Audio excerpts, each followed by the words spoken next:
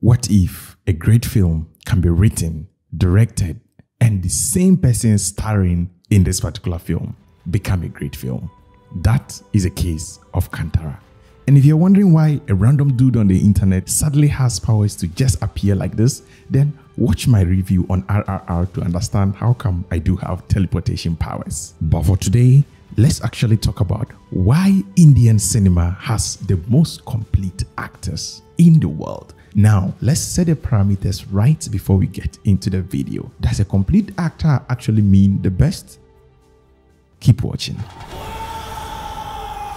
Now, Rishab Shetty wrote, directed, and actually was the main protagonist of Kantara. How cool is that? Contrary to what we know, if a director has a divided mind on set, then the other departments begin to suffer. But hold it, that is not the case with Kantara, because trust me, the acting is top notch. And this guy is doing his own stunts and acting, bringing out all these emotions. And as a filmmaker, I just wonder how that is possible. But I think I know why, because I'm trying to make some comparisons with RRR. And one of the least spoken parts about why RRR was very great and why Kantara is also a very great film is the acting, because the actors are the one who carries the vision to life. The story is only being told in the head of the viewer. It's not like a story that is being narrated to you. We are only following the story by the way the actors present it. Now, why does India have very complete actors? To make it really big in Indian cinema, one has to be an all-rounder. In every case, every actor has to be a good dancer, you have to be a good singer, at the same time being a very great actor. And this is what most Western actors miss in their career. Now, in most Western scenarios, you have a dialogue actor, and if you have a dance sequence, you need to get someone to do it. But in the case of Indian actors, they embody all of these things, and even the music sometimes are sung by the actors. That might not always be the case. There are certain cases where they hire people to actually do the singing, but you must be someone who at least have some form of singing skills to make it big in Indian cinema. And that makes actors from that part of the world really competitive and makes them one of the best in the world, because these guys are dancing, these guys are singing, these guys are doing their own stunts and usually doing a lot of things. And above all, these guys are usually very good looking. Now, my theory is that all of these things have a root with something called the Natya Shastra. Now, the Natya Shastra is a document that was actually written somewhere around 200 BCE, BCE standing for Before Common Era. And this document was actually written by Bharata Muni. There are debates as to whether Bharata actually wrote the whole thing, because it's a very huge document. However, Kapila Vastayayan, who is an Indian dance scholar, thinks otherwise, because if you look at how coherent the whole text in the book is, it actually suggests that Bharata is actually emanating from one writer. So he thinks that Bharata would actually have been the author. It is not like many religious texts which are written by many people and compiled into one book with different verses. Now, the basic tenets of the Natya Shastra is that drama always represents conflict and its resolution. This is the important part.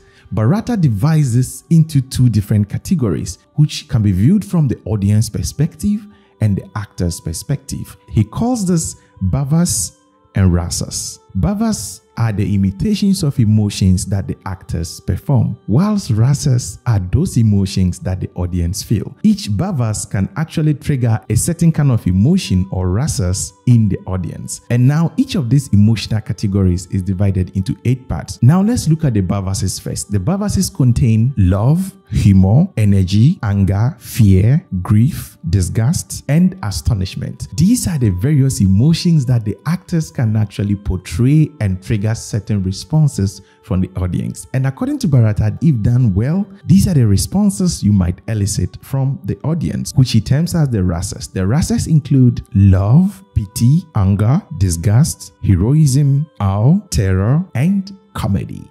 These are the points that you can trigger, or these are the emotions that the bhavases can trigger in the audience, which is the rasas. Now, I guess you know where this is going. Emotions play a very key role in Indian theater, or generally Indian drama.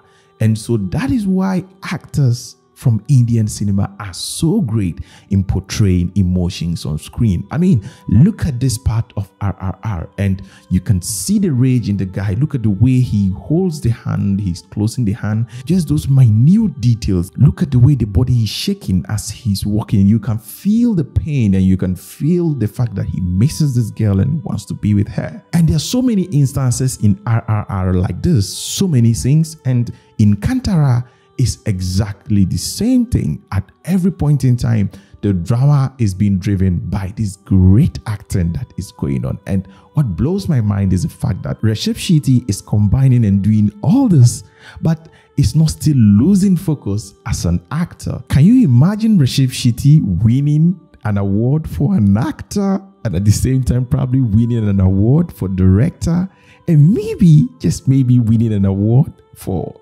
story?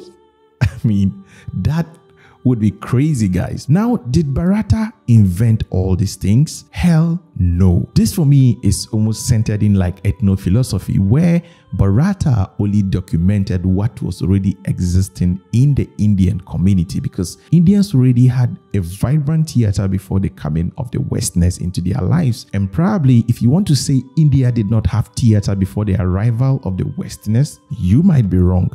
However, probably you are also right in a way, because it's just based on definitions. For Indians and mostly Africans, theater is not just art for art's sake, but it's art for life's sake. And in the acting or in the stories or in those performances, they are usually done with ritual connotations, or they have some spiritual connotations to the people, or people feel certain form of attachments to some of the rituals that are embedded in dances or certain form of dramas. And so it is not just a drama, it is more or less like a way of life for many people. And for India and Africa, that has always been the case. And so for a Westerner or colonizer to claim they brought theater to India or drama to India or drama to the Africans, that for me is totally wrong. Wrong in the sense that these people already had their own theater. And in this case, Bharata just documented what was existing at that particular time. You can attribute this as the Indian version of Aristotle's treatise. This is clearly a non-spoiler review for Kantara. I'm not going to be mentioning the plot of the film. It's only going to be about the acting and how it compares with RRR, and generally how the acting is so great in Kantara. These are my thoughts. Let me also know what you think, the reason why India has the most complete actors in the whole world. Let me know your thoughts in the comment section below. If you are just joining in or finding this video for the very first time, welcome. This is the African Amaze channel. Over here, I talk about cinematography, photography, editing, and all its related branches. If all this sounds interesting, then I'll do much appreciate it if you do click on the subscribe button, and make sure to do turn on the post notification bell so you are notified anytime I drop awesome content like this right here from Africa. And until next time, as always, guys, keep practicing filmmaking. Peace out.